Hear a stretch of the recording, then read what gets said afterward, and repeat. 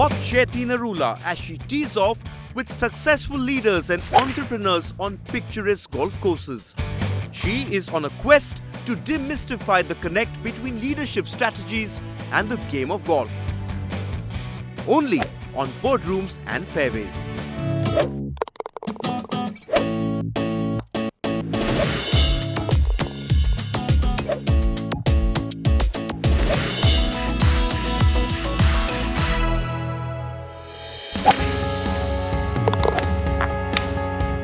This week, meet Jasper Reid, CEO of International Marketing Management, a company that brings brands and businesses to new markets.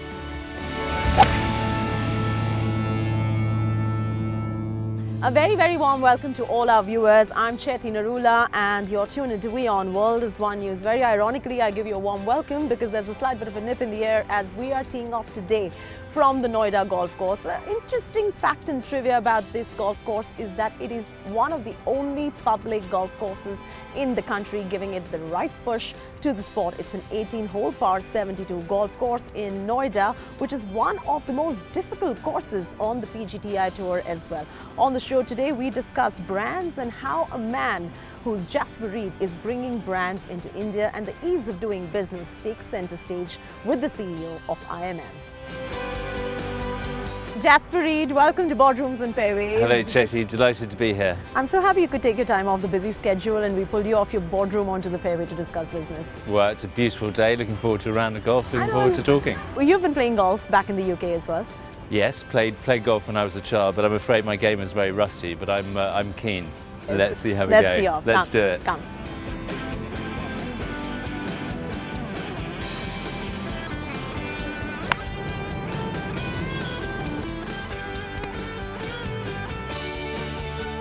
So Jasper, let's start off with your transition from the United Kingdom into India. Yeah. What excites you about India? Why would you leave United Kingdom to be here? Oh, a huge number of things. I mean, I think whichever way you look, Chaiti, there's opportunities in every sector, in every part of the country. So the first basic thing is that the opportunities here dwarf the opportunities in the UK, which at the moment in the cycle is a largely static market. So you feel that the UK market is right now saturated? I don't think it's saturated, it depends where you look, but it's certainly a mature economy, and at the moment, pre-Brexit, I think there's unlikely to be an upsurge in investment or confidence. So as far as we're concerned as investors and as a family, it's just a great time to be in India. So you think India's growth opportunities are far higher than any other growth opportunities that you would see in the emerging markets across Asia? Well, I think, again, you have to look at different sectors, but yes, in the sense that you're talking about investment from a low base. So India's growth, as far as we're concerned as investors, is all ahead of it, whereas China is much further in the cycle. That's where we also invest. So at the moment, we're super bullish on India and a little bearish on China by comparison. That's very interesting to note because China is growing faster than India as we speak. So why would you prefer India over China?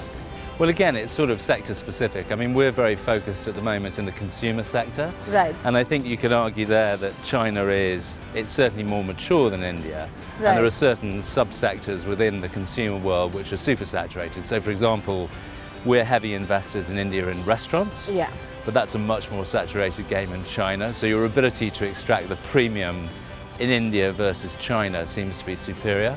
So that brings us to getting more than proportionate returns from India as compared to China. Very interesting point, Jasper. Let's walk over to the fairway and then take that conversation forward. Come.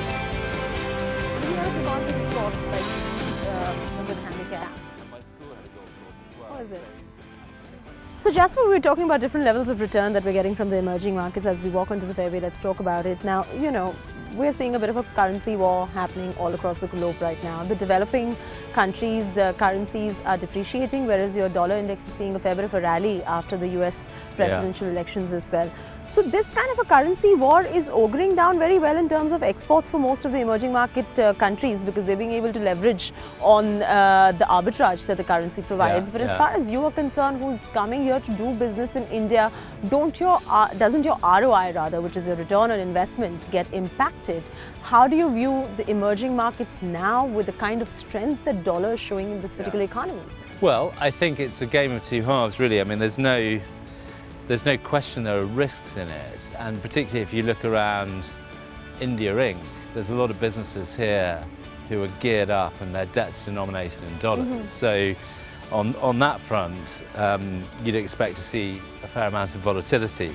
Sure. I suppose, and the other local issue for us, of course, is we're mainly investing in sterling, which has taken a bath, which has taken a bath since Brexit. So we're 20% off on our investments at the moment. So I think there are risks in it, but our learning has been that it's part and parcel of investing in emerging market. The biggest question really is, which sectors are you invested in India? Why these sectors excite you, and what kind of brands have you brought into India, and the success levels of these brands that you've seen in an emerging market like that. And let's also draw up a comparison of India against the rest of the South Asia pack as well, in terms of the success and the ease of doing business. Okay, big topic. Big one. So, I mean, let's start with the basics. We're entirely focused on the consumer sector. Right. And everything we do is all about trying to get our head around the story of the emerging Indian consumer. If we unpick the elements of that we like, we're heavily into food and restaurants because there's some basic things, one of which is you have to eat. Yeah. You don't have to wear this, you don't have to buy this, but generally you have to eat. You have That's to right, eat. that's So right. we're pro food on balance. In terms of the areas of food that we like to focus on, we're kind of simple guys. We're into bringing brands into this market. And we focused on kind of super categories like pizza, like burgers, because we know that those are well understood in the market. QSR bracket, your quick service restaurant bracket. QSR, mass premium, but Western formats where you're not doing anything too exotic. Yeah. So we started off as advisors originally to these guys, Pizza Express, which is a huge UK chain. Yeah. And then we built up a balance sheet, and now we co-own Jamie Oliver's restaurants here, which are Italian and pizza, and also Wendy's, which is America's second biggest burger brand. And that's been one of your biggest success stories in India, if I'm not mistaken. It's coming on. It's coming on. It's a very tough game because the calculus of QSR is basically an extraordinarily low level of spend. So if you look at a Wendy's, it's 100 rupees a head, right? So you need 500 customers minimum a day to break even. Sure. So that's a game of kind of mass retailing, whereas the Jamie Oliver stuff is mid-premium, where your spend per head's about 450 bucks. So you need 100 and 120 customers to break even. So we're populists. Yeah. We're in the mid-mass market, and what we're trying to work our way through is where's the sweet spot in the market. So two things that we're picking from the conversation with Jasper Reid. One is he's into retail and restaurant, which talks to us about the consumer discretionary spends in India after demonetization. And the other biggest impediment that he brought up in his conversation was the higher import taxation, which is something which will be sorted out with the GST regime kicking into our country. We're going to talk to Jasper about demonetization and GST as well on the other side of this break. Take a quick break right here on Boardrooms and Fairways. We're in conversation with the CEO of IMN.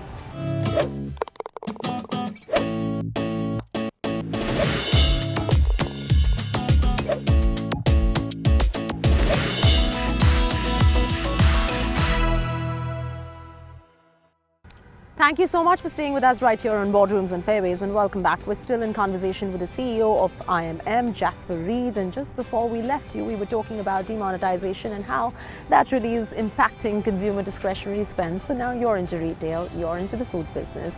Does your business really stand to be impacted with the disposable income of the average Joe Blow in this country going down with demonetization and the cash crunch that we're witnessing? Any kind of difference in terms of the top line and bottom line that you have witnessed in the sectors that you're invested in? It's a very good question, but it's a hard question to answer, Chaiti. We can try. I can give it a go. Like I'll give it a go. It's hard, but there are always answers. Well, so it's early it's early days, right? And if you're in our game, it's a pretty cyclical year. Yeah. So it was brought in key trading months for us, right? Sure. And at the moment, the market's growing quite substantially. So the difference between December 15 and December 16 is hard to read anyway. Sure. You bring demonetization into it, it becomes hard to read. I mean, I think what I would say on balance is that we haven't seen a huge effect, but I think as investors, we cannot believe that if you're in discretionary items like pizzas or burgers, that you won't be affected. So maybe it's just a near-term impact, and in the long haul you don't stand to be impacted by demonetization. But perhaps that's what you're saying. I don't know, correct me if I'm wrong. It's short term, and if you're Yeah. retailers or restaurant guys, you're pretty short term guys anyway. Yeah. You wake up every morning and you look at your takings, right? Yeah. You go to Yeah. bed, you look at your Yeah. takings. Yeah. So short term, I think we are expecting an impact. Long term, Yeah. if this all translates into more money in the bank, lower interest rates, Yeah. more money in the exchequer, Yeah. then I would think we stand to benefit. Very interesting you brought up the point about the exchequer standing to gain as well, and this could probably just be a near-term impact and not a long-term impact, because there was an ease of doing business survey that was conducted by the World Bank, and the World Bank says that a change of guard at the center from the Congress government to the BJP has really led India to become a burgeoning economy.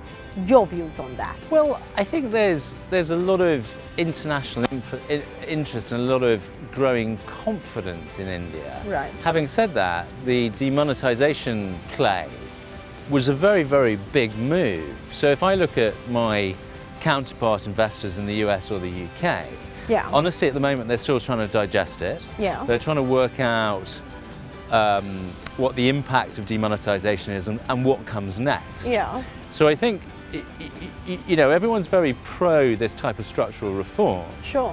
but it hasn't been done before on this scale. We're not quite sure what's happening next, except for things like GST. So the confidence is sort of counterbalanced by a certain amount of watchfulness. But we're in terms of ease of doing business, is India getting easier to do business in? I think probably.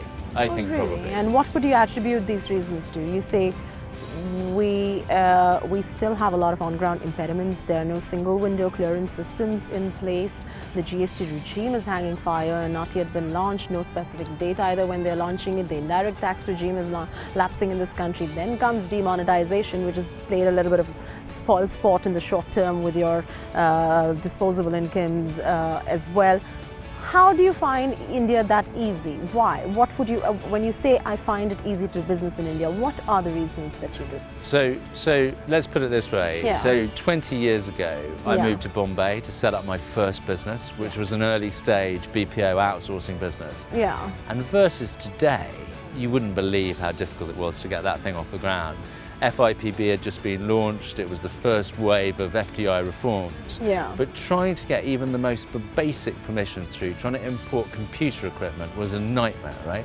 So relative to 20 years ago, Yeah. now that I'm back living in India and investing in a slightly different sector, it's absolutely clear it's much easier to do business. No, I'm glad you mentioned FDI, and I'm glad you mentioned the FIPB as well. A lot of sectors have now started getting FDI 100%, that too under automatic route as Yeah. well. Where do your sectors really stand, and how do you see FDI coming into your sectors as well?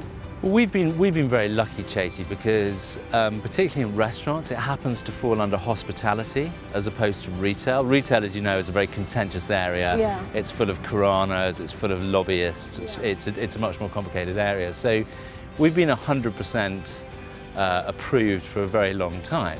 So, and it's interesting actually, because the issue for us is not so much the ability to invest 100% equity, right? It's more to do with what you want your capital structure to be on the ground. So for example, we've built a very successful, thriving partnership with an Indian co-shareholder. Yeah. We could have gone at 100% ourselves, but at this stage of the game, we're much happier doing it with a well-established Indian player. Do you see the FDI reforms coming through and, FDI opening up further in India, not just in your sectors, but other sectors as well? And how are you welcoming a move like that, where the government is being very proactive and opening up the FDI under the automatic route? Well, I think, there's still some way to go in terms of trade liberalisation in India. Yeah. And I think there's been some very positive progress made by the current administration. The one note of caution I'd say, Chaiti, is that we're living in a world which, particularly in the more mature economies, is becoming quite protectionist. Yes, it is. Right? It is. Every country now is looking inwards. Everyone's looking inwards. inwards. No one's looking outwards. Gone are the days of liberalization, privatization, globalization that we kept harping about. Exactly. And why is it happening? In truth, it's happening because it's a vote winner. It's a vote winner, right?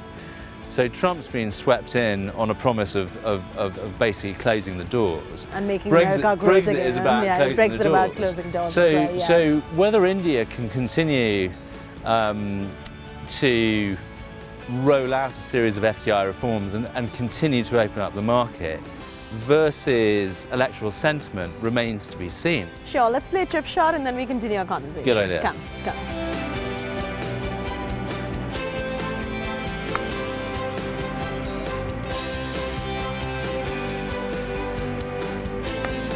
Wow, Jasper, it's right on the green. Well, right here on the green at the Noida Golf Course, and seems like our game is really going very well, isn't it? Yep, doing well. I think we're doing well. We're going to find out how we really wind up our game on the other side of this break and talk to Jasper about what really makes for a good leader. All of this on the other side, so don't go anywhere. Stay tuned to WION, World is One News on Boardrooms and Fairways.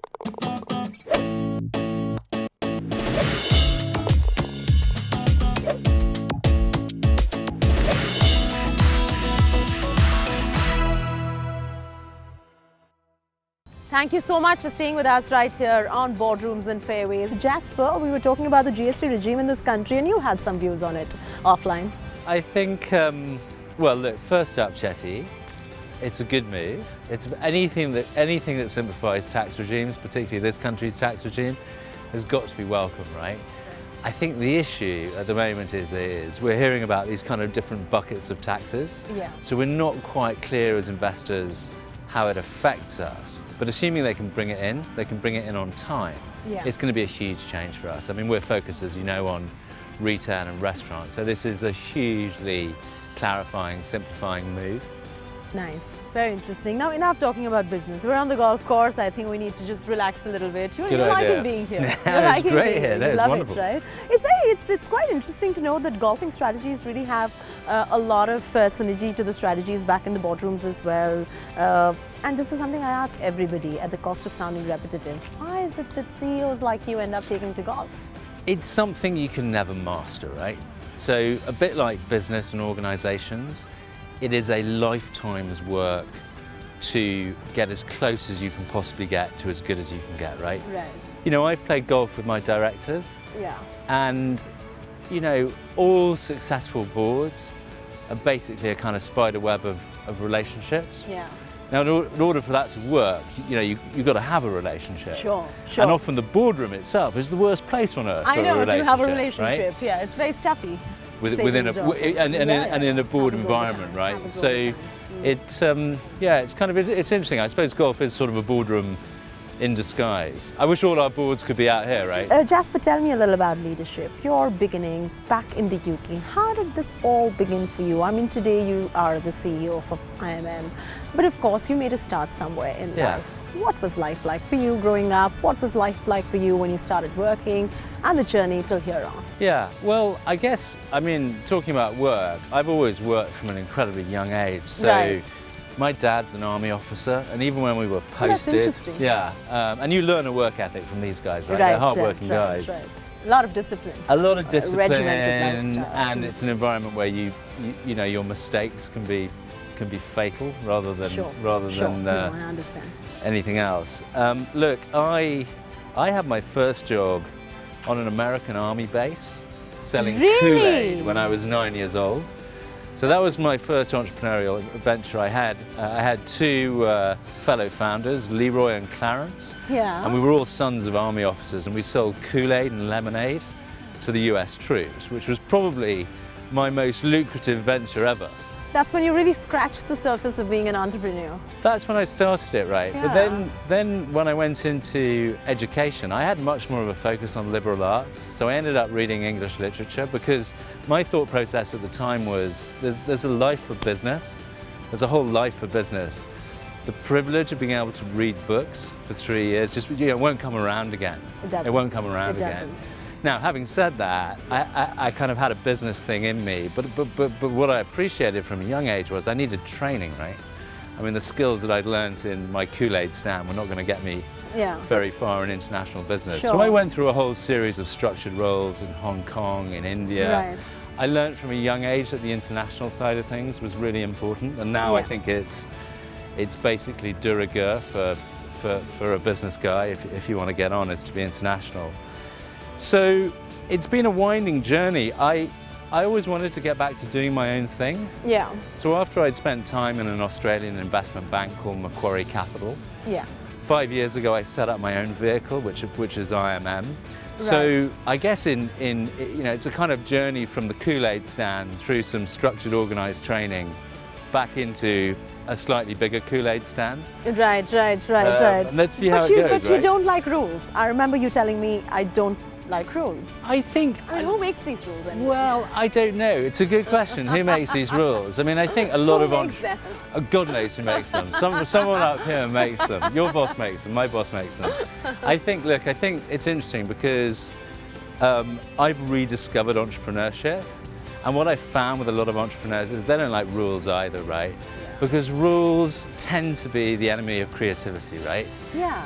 Entrepreneurship is about creativity, right? Right. It's about no rules. It's about freedom. It's about throwing your club into the rough, right, and seeing what happens. So, I've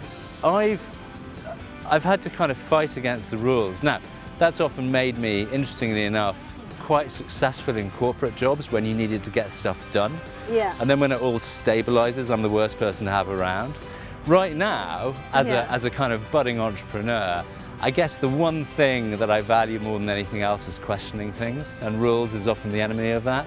So what is the one takeaway that we can take on entrepreneurship from you? What is it that makes for an entrepreneur? What is the life that one needs to live to really say, okay, I'm an entrepreneur and I can do it, because failures and your bunker shots are inevitable. How do you overcome these bunker shots? You're not going to have a sandwich every time when you're there. I think, you're right. Look, Chaiti, you've put your finger on the one thing that ultimately makes an entrepreneur, which is dealing with failures, right? Resilience, I guess? Well, it's resilience, it's practice. It's practice. I think it was Samuel Beckett, the playwright, that said, fail, fail again, fail better. Yes. Right? And you'll only kind of fail better, but you have to have the opportunity to do it. Now, my thought process on that, and this is just kind of, advice for young girls going into this, is get started early, right? Okay. Get started early, because you need a runway. Yes, absolutely, you need a runway. You need a runway, and honestly, and this was a big learning for me, the mistakes you make when you're younger are much more acceptable than the mistakes when you make when you're older. So listen, I think that's important. I think the other thing that occurs to me about entrepreneurship that's important is just questioning everything, right? I mean, part of the reason I love India, and part of the reason I've worked here on and off for 20 years, my dad worked here, his dad worked here, is people are in the business of questioning everything, right? Yeah. Now, why that is, I won't get into. It's cultural, it's environmental, it's all sorts of things, but it makes for a lot of good entrepreneurs. Yeah. Because they're forever trying to question stuff, right? Oh, that's a very interesting thought. On that note, let's complete our game. Good idea. Come.